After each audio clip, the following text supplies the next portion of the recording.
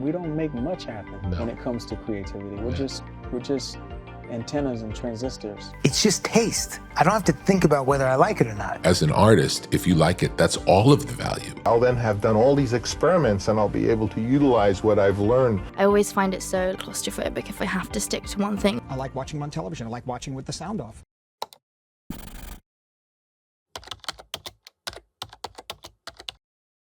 So you're analyzing yourself as much as the music. Because if you don't, then you're not really getting the proper assessment of what's happening. I just want to listen to it over and over and over again and really understand what I'm feeling and why I feel that way. That's my GPS of understanding. That's how I process things, is how I feel. That everything is cataloged by and categorized by the feeling of it. If I can't see how I feel about it, then I don't even really know what it is. It's just music.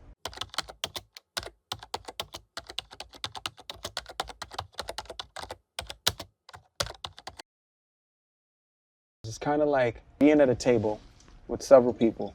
You're in a conversation with someone, and all of a sudden you realize you've drifted off in thought, and this person is still talking. You hear their voice, but you now no longer know what they're saying. You're not plugged in to the conversation. So now it's just a bunch of vocal tone. That's what it's like. If my feeling is not connected to the song, then I don't really know what I'm listening to. Couldn't really tell you what it was.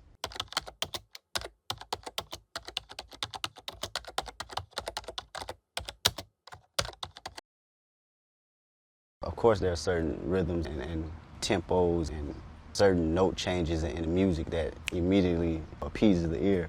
But when something just feels good, it can be a tree branch falling off the ground and somebody hitting that right key or that right lyric on that tree branch, and it'd be the biggest thing in life, because you just can't stop sound and you can't stop frequency.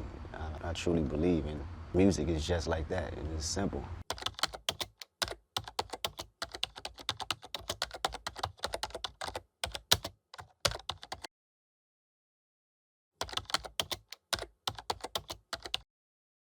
I have to make notes, because a lot of my inspiration comes from meeting people or going outside of the country or going around the corner to my old neighborhood talking to a 5-year-old little boy.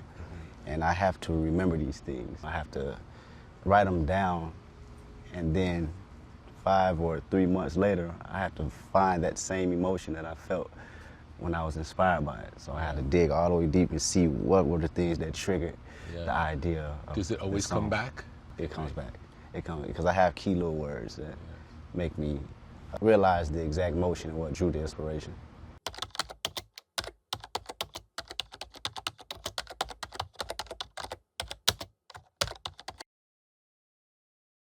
I don't think we don't make much happen when it comes to creativity. We're just antennas and transistors. We're speakers, you know.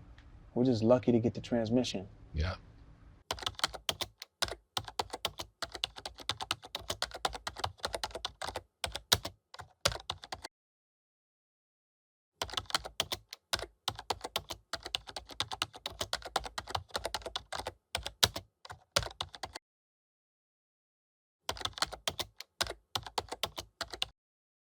It's a new way that I can use their voice, a juxtaposition to what they usually do.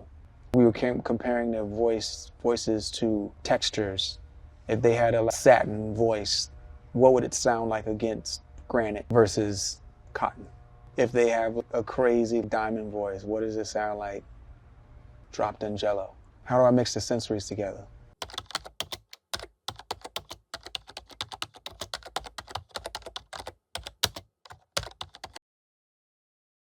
Because I just feel like I'm the best version of myself is, as a producer, is I'm a mirror for people. I try to show them sides of themselves that they don't ever use. Is when people take selfies, they only use one side all the time. So I'm the guy that's like, hey, God made another side. It's very interesting, you should try it.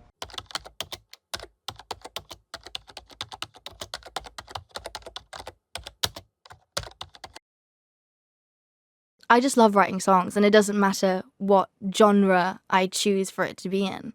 I always find it so claustrophobic if I have to stick to one thing. Even when I listen to things, I go from listening to Title Fight, then, I don't know, Will Young. Alongside of lyricists, I've studied R&B, I've studied soul, to even pop.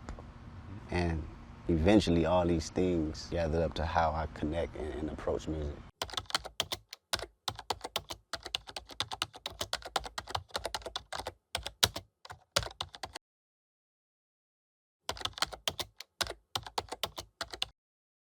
When you take a bite of food, how long does it take for you to say, do I like it or not?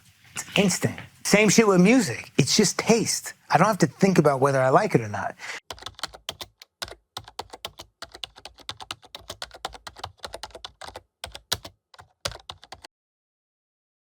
Taste is huge. Taste is everything. Too. That's the thing. It's not even huge. It's everything. Fashion. The reason why you yeah. write the jokes you write is because your taste says they're funny. And the reason why you're huge is because there's a lot of other people who say, your taste is my taste. Right. And also Wintour. just understanding what the people have. That's taste. Understanding what people want, understanding That's culture taste. and understanding feeling. Like, That's taste. And when you have taste, it's hard to imagine some people don't have taste. Right. And it's also, you can't quantify taste. You either have it or you don't.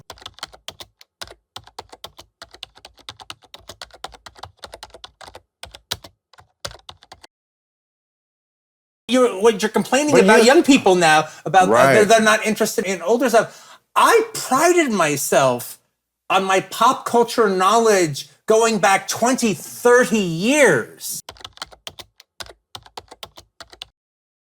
One big block is concerns about what other people think. I made this thing that I love, but I think other people would like it more if I made it different for them. We don't know what they would like. It's all in our head. It comes back to this thing of what I think isn't good enough. If I like it, that doesn't mean anything. That's what people think. Just because I like it, that doesn't give it any value. As an artist, if you like it, that's all of the value. That's the success comes when you say, I like this enough for other people to see it. Not other people like it, so it's successful. That doesn't mean anything because other people liking it is out of your control. All that's in your control is making the thing to the best of your ability.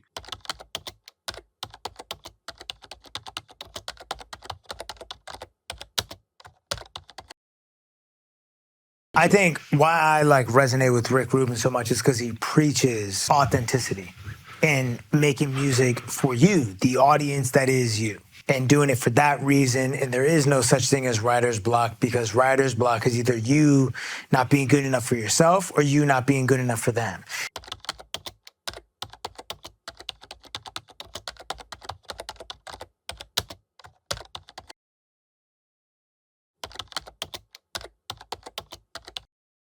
Looking at his films, and there's many ways I look at his films, besides on a big screen. I like watching them on television. I like watching with the sound off.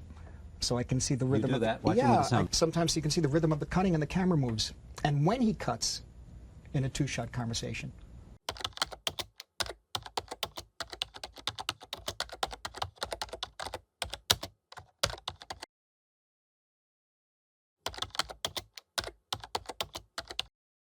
From doing Right, this and all. exactly. I used to use every film as a kind of experiment and Exactly. saying someday when I get back to doing my own personal films, hopefully from personal screenplay, I'll then have done all these experiments and I'll be able to utilize what I've learned. So I very much agree with Marty that we used the profession of making movies and as a way to educate ourselves and learn, because the cinema movie making, they haven't uncovered 6% of what it can be and what can do. Exactly. And they discovered 4.5% in the silent era.